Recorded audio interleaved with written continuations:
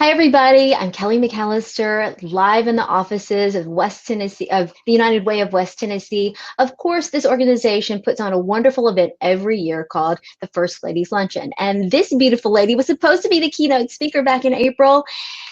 And well, COVID kind of happened. And COVID has kept us apart until now. Thanks to technology, Jackson's own Wakeema Hollis is right here.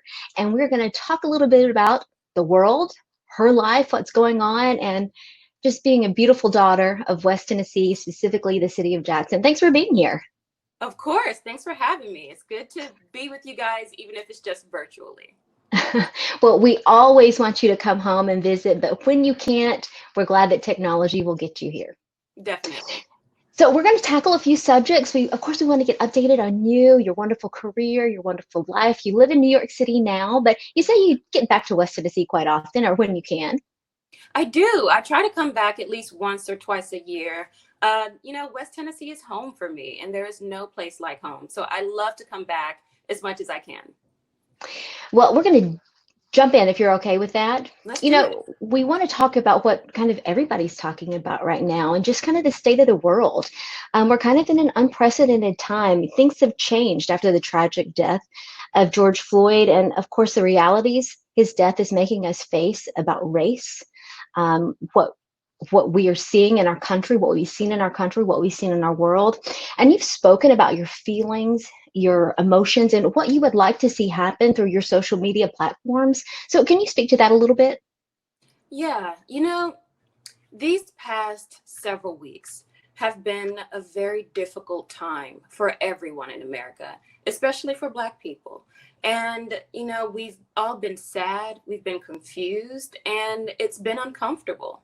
But I think that is exactly where we need to be at a moment like this, because dismantling something as oppressive and insidious as systemic racism is not supposed to be easy.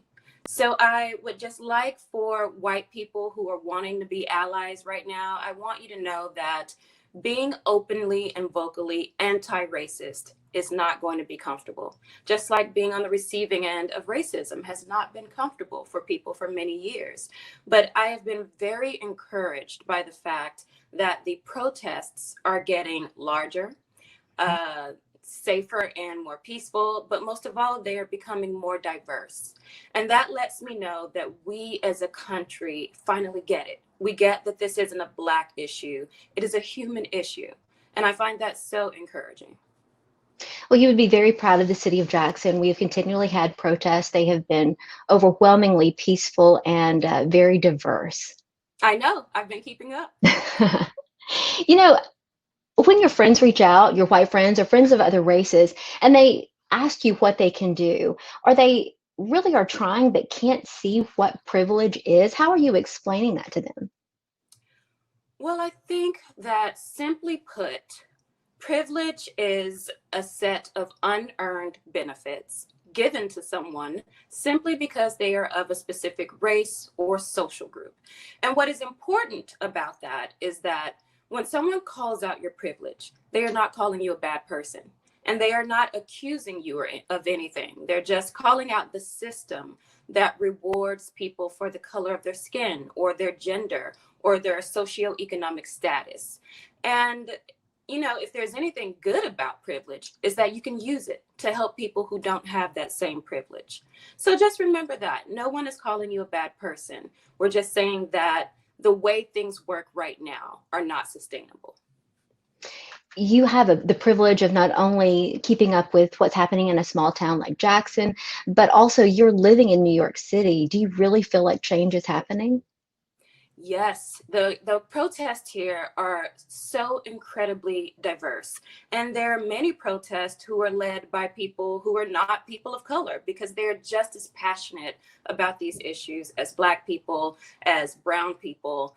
It's finally time for us to stop looking the other way and come together and do something about it on a policy level, on an individual level. And I see that happening right before my eyes. And that makes me really happy. And the mix of everything that's going on that is sad and confusing, that is a point of brightness and light and hope.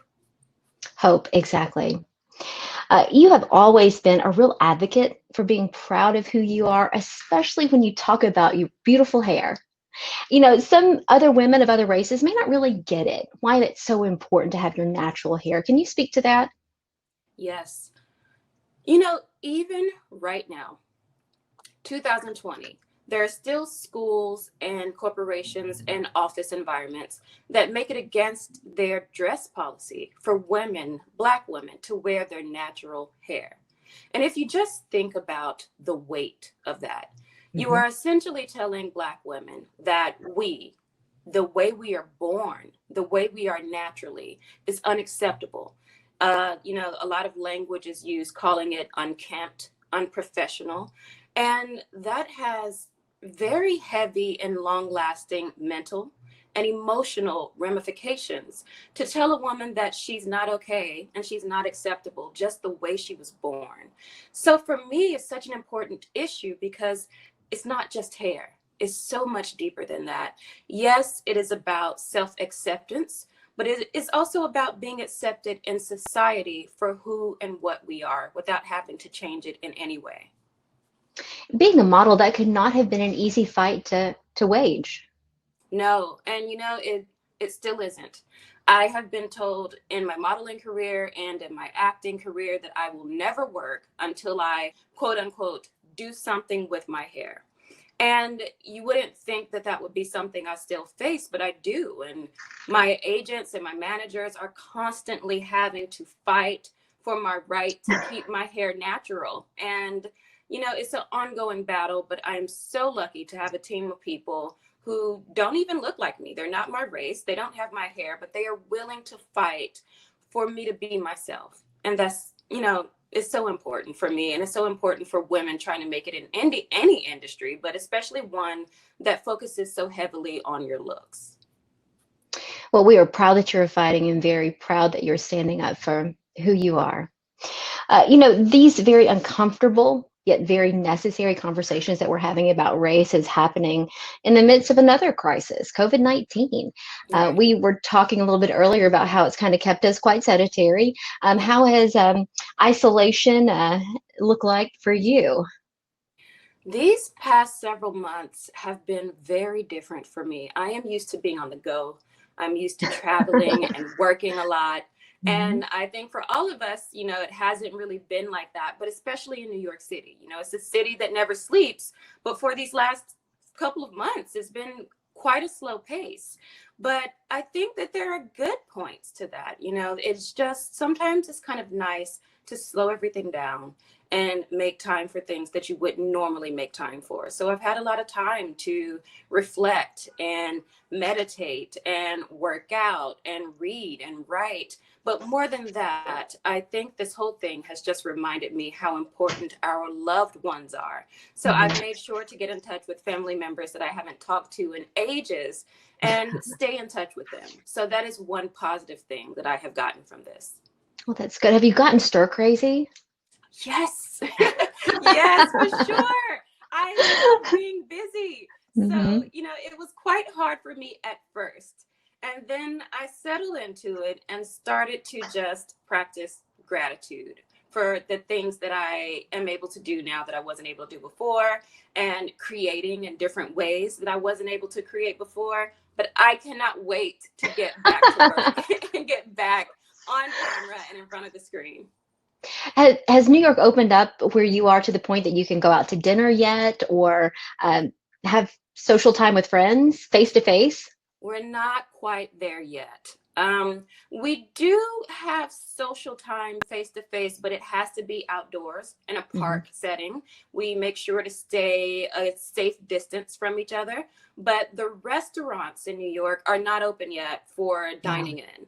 It's still a takeout situation, and the city is only just starting to crawl back to life.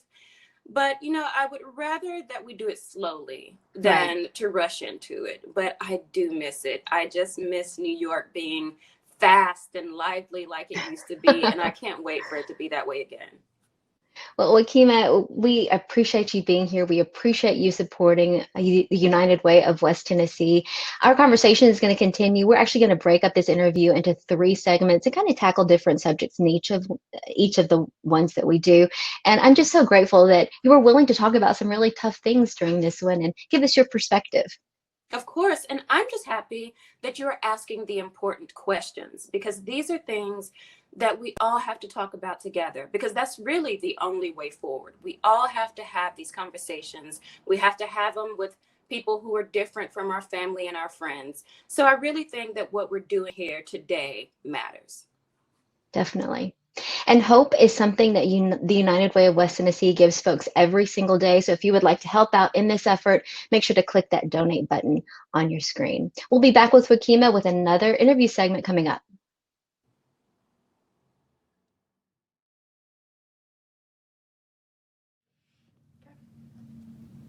Hello, my name is Anita K. Archer, and I am chair of the Women's Leadership Council of the United Way of West Tennessee. And my name is Matt Marshall, and I have the pleasure to serve as President and CEO of United Way of West Tennessee. The times we are living in have presented several challenges for us all, especially our ability to socially engage with one another in close personal contact. And so many of us have had to create new daily practices for work and home. We've seen our economy negatively impacted as friends and family have been laid off and businesses have been forced to shut their doors. Even our nonprofit partners have faced challenges to fundraise after having to cancel chief events amid this pandemic. Even our First Ladies Luncheon was not immune, but we are so thankful to still present you this opportunity to hear Wakeema. She is a jewel of the Jackson community. And in the midst of this challenging time, we ask that you would please consider donating to United Way. We're working hard every day to prop up nonprofits in the community so that no one journeys through this pandemic alone. You can give by simply clicking the donate button on your screen. And we thank you for your support of United Way. 14 counties strong, we are West Tennessee.